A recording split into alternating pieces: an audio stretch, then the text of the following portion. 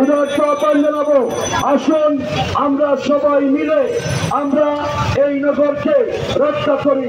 এই নগরী রহমান মিরাজ মিজাজ জেলা ছাত্র দলের সাংগঠনিক সম্পাদক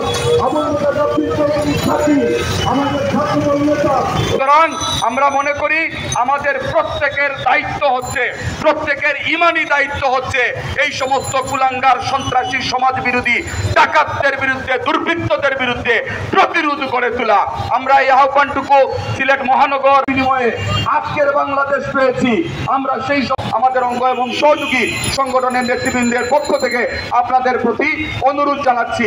সম্মানিত ব্যবসায়ী ভাইয়েরা, আপনারা আমাদের ফিলিস্তিনের গাজার ভাইদের জন্য দোয়া করবেন।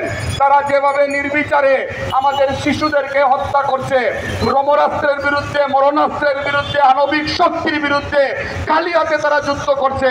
আল্লাহ ছাড়া আমাদেরকে রক্ষা করার আর কেউ নাই।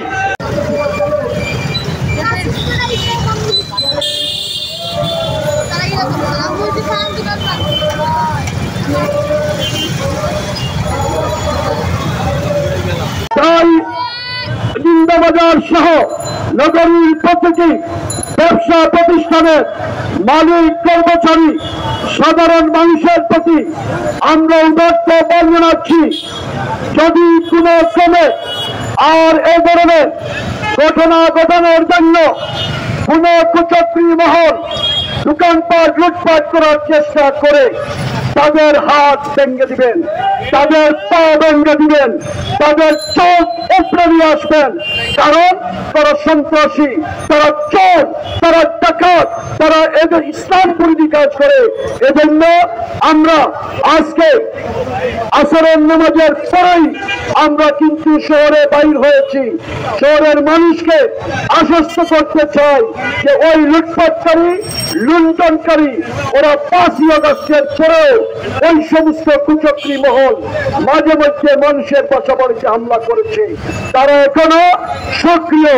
ওই সক্রিয়দেরকে নিষ্ক্রিয় করতে হবে। আর একটাই কাজ আমাদের, প্রথম আমরা ইসরায়েলি পণ্য কোনো অবস্থায় কিনবো না, অন্যকে না কেনার জন্য আমরা উৎসাহ দিব। তো এটুকু আশ্বস্ত করতে চাই, যারা দোকানপাট লুট করতে চাচ্ছে তারা দুষ্কৃতিকারী, যারা বিভিন্ন প্রতিষ্ঠানে ঢুকে ক্যাশ বাক্স নিয়ে যাচ্ছে তারা দুষ্কৃতিকারী এবং ডাকাত। তারা শান্ত পরিবেশকে অশান্ত করার চেষ্টা করছে, তারা আমাদের ইসলাম ধর্মকে কলুষিত করার চেষ্টা করছে, তারা আমাদের ভ্রাতৃত্ব বোধকে নষ্ট করার চেষ্টা করছে। আজকে বিকালে প্রত্যেকটা বক্তা এই সিলেটের মানুষের কাছে আহ্বান জানিয়েছে, আজকে আমরা নিজের কষ্টের টাকা দিয়ে পেপসি খাচ্ছি, কোকা কোলা খাচ্ছি। যে টাকা দিয়ে পেপসি, কোকা কোলা কিনে খাচ্ছি সেই টাকাটি সেই সমস্ত ইহুদিদের পকেট বাড়ি করছে, তারা কোটিপতি হচ্ছে এবং সেই টাকা দিয়ে তারা মনোরাস্ত্র কিনে আমাদের মুসলমান ভাইদেরকে হত্যা করছে। সুতরাং অর্থনৈতিকভাবে তাদের কোমর ভেঙে দিতে হবে।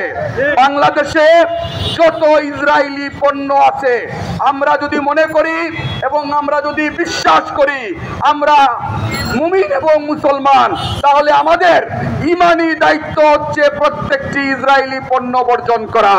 সেই আহ্বান আমরা জানিয়েছিলাম, কিন্তু সেই সুযোগে সেই সমস্ত দুষ্কৃতিকারীরা মুখোশ পরে সিলেটের বিভিন্ন ব্যবসা প্রতিষ্ঠানে আক্রমণ করে লুটপাট করেছে। সম্মানিত দোকান ভাইয়েরা, সম্মানিত ব্যবসায়ী বৃন্দ যারা আছেন, সাহস সঞ্চার করে এদের বিরুদ্ধে প্রতিহত করে তুলবেন, প্রতিরোধ করে তুলবেন। এরা সমাজ বিরোধী, এরা চোর, এরা দুষ্কৃতিকারী, এরা ডাকাত। সামান্য গুটি কয়েক ডাকাতের কাছে এই পবিত্র নগরীর ব্যবসায়ী বৃন্দ জিম্মি হতে পারেন না।